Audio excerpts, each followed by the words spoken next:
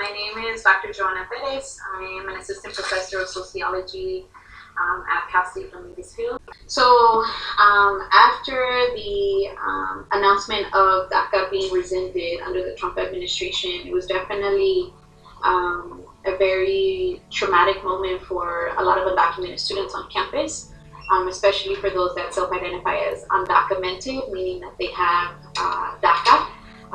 And the main reason for this is because for several years there has been an implementation of particular policies that have either helped or continued to negatively impact this population. And so for the first time, once DACA was implemented, they now had access to a worker's permit and also relief from deportation.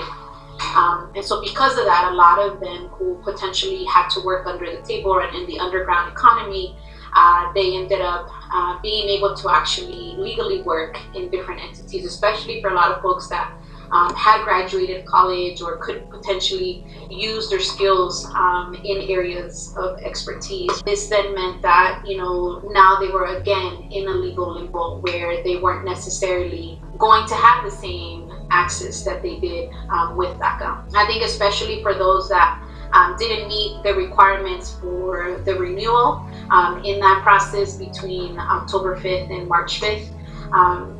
I think for them especially it was very detrimental because that meant that whenever now their DACA expires, that's it. There's nothing really on the table currently besides the DREAM Act. But as we know, there's a lot of complications around that as well, because on some parts, the DREAM Act would potentially allow for eligible undocumented students to gain a pathway to legalization, but it comes at a cost. And oftentimes that is, tied to, for instance, border militarization, interior policing, and the building of the wall.